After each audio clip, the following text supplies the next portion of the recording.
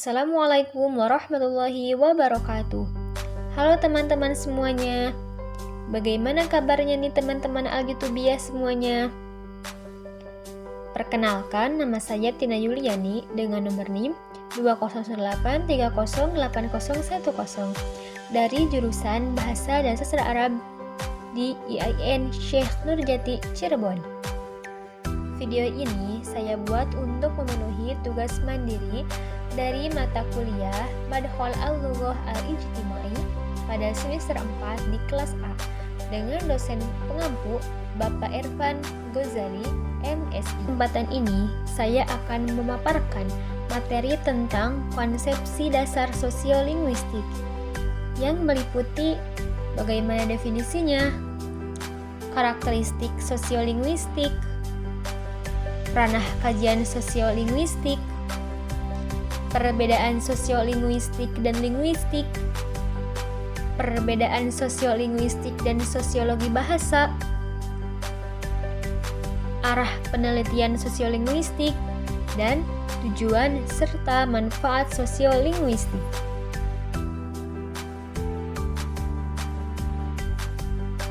Terlebih dahulu, saya akan menjelaskan sedikit gambaran umum tentang konsepsi dasar sosiolinguistik. Secara etimologi, sosiolinguistik terdiri dari dua kata, yaitu sosiologi dan linguistik. Sosiologi adalah kajian yang objektif dan ilmiah mengenai manusia dalam masyarakat dan mengenai lembaga-lembaga serta proses sosial yang ada di dalam masyarakat.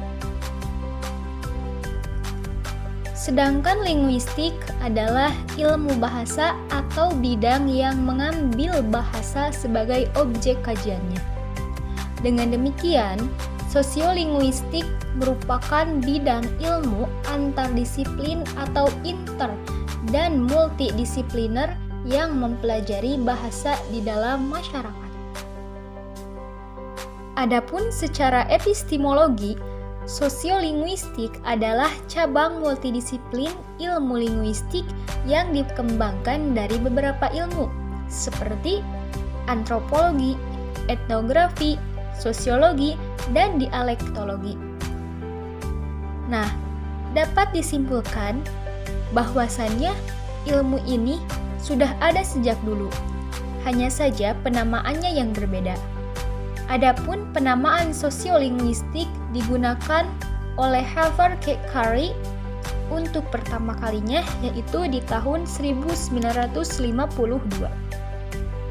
Sosiolinguistik berkembang pada akhir tahun 60-an.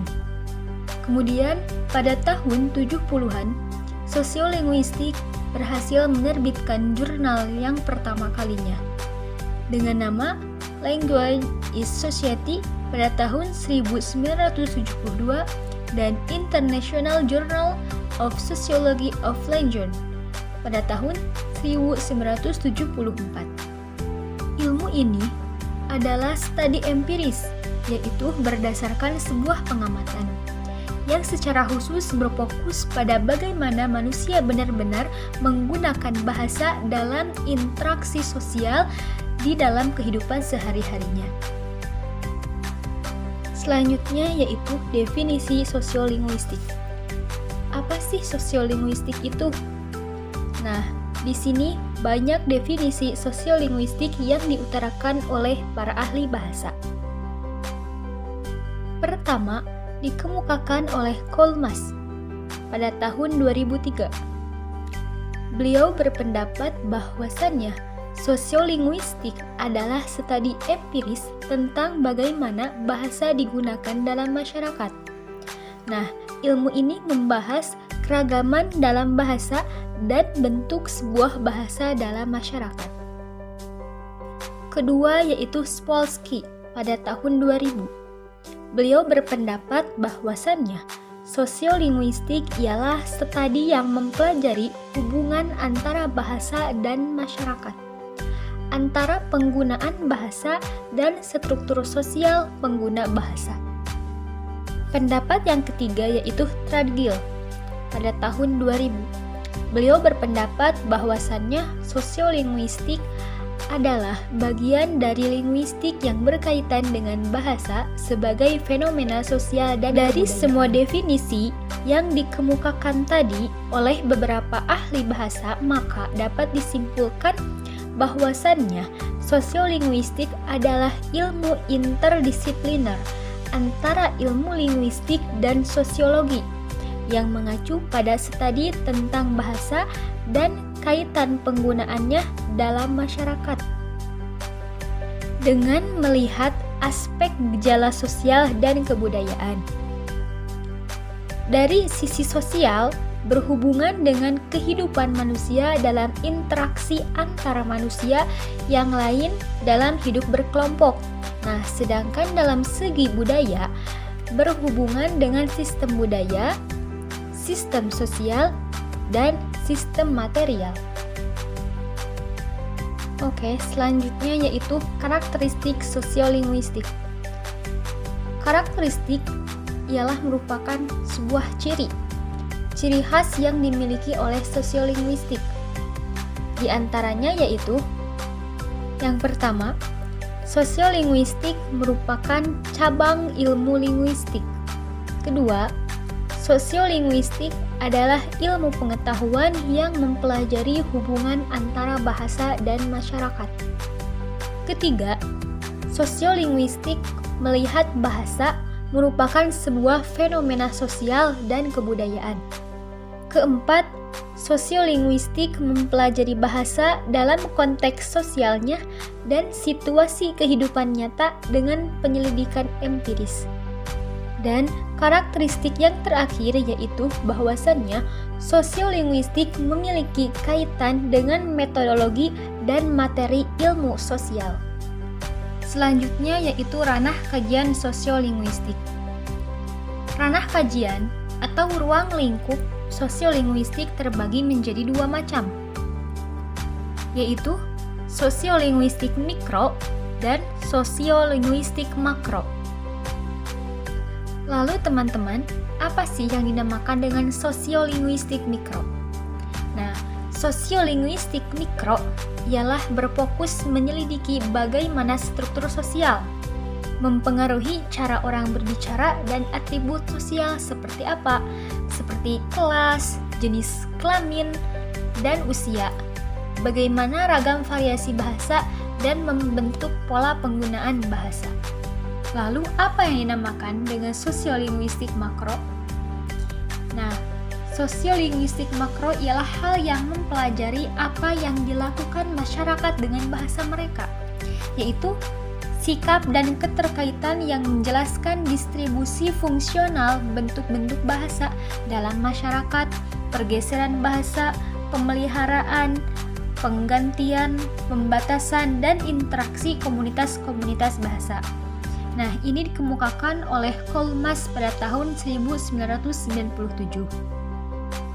Kemudian, sosiolinguistik makro ialah merupakan studi bahasa yang erat kaitannya antara masyarakat dengan budaya. Karena apa? Karena objek penelitiannya itu merupakan atau meliputi faktor sosial, yaitu interaksi antara bahasa dan dialek, studi tentang penurunan dan stabilitas bahasa minoritas, stabilitas perkembangan bilingualisme dalam kelompok tertentu. Selanjutnya yaitu pembahasan mengenai perbedaan sosiolinguistik dan linguistik. Nah, dari segi nama, kedua hal ini memang hampir sama. Namun, ada sedikit perbedaannya, yaitu sosiolinguistik mendekati bahasa sebagai sistem terbuka yang berinteraksi dengan berbagai faktor, sebagaimana yang dikemukakan oleh Hudson pada tahun 2001. Beliau berpendapat bahwa berbicara merupakan perilaku sosial. Mempelajarinya tanpa merujuk ke masyarakat akan seperti mempelajari perilaku pacaran tanpa menghubungkan perilaku satu pasangan dengan yang lainnya. Nah, adapun linguistik ini berbeda dari sosiolinguistik. yang hanya mempertimbangkan struktur bahasanya saja, dengan mengesampingkan konteks sosial di mana ia dipelajari dan digunakan. Jadi jelas perbedaan antara sosiolinguistik dan linguistik. Linguistik mengesampingkan konteks sosial, sedangkan sosiolinguistik mementingkan konteks sosial. Yang selanjutnya ialah perbedaan antara sosiolinguistik dan sosiologi bahasa. Yang pertama yaitu dari segi ilmu. Sosiolinguistik merupakan ilmu linguistik, sedangkan sosiologi bahasa merupakan ilmu sosiologi.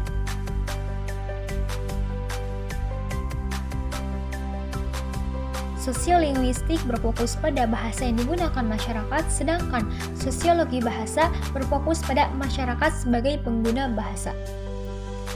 Kemudian, perbedaan yang ketiga yaitu dari segi tujuan penelitian. Nah, sosiolinguistik menyelidiki hubungan antara bahasa dan masyarakat. Nah, sedangkan tujuan penelitian dari sosiologi bahasa ialah menyelidiki hubungan antara masyarakat dan bahasa. Perbedaan yang terakhir yaitu mengenai faktor yang mempengaruhinya. Sosiolinguistik memiliki faktor-faktor linguistik sebagai landasan utama dalam penyelidikan bahasa dan masyarakat.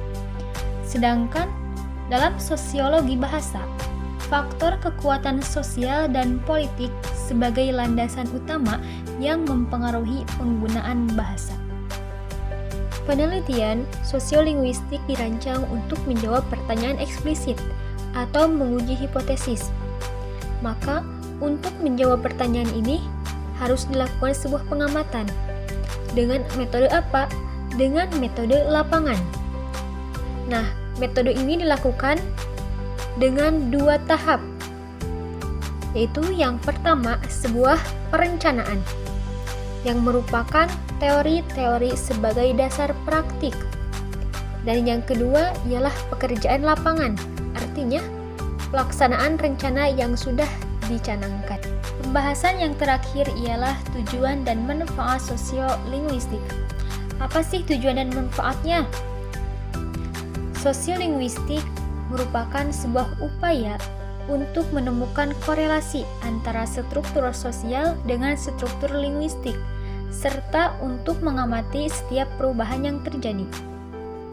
Adapun tujuan dari kajian sosiolinguistik ialah yang pertama, untuk mempelajari hubungan antara bahasa dan masyarakat sosial.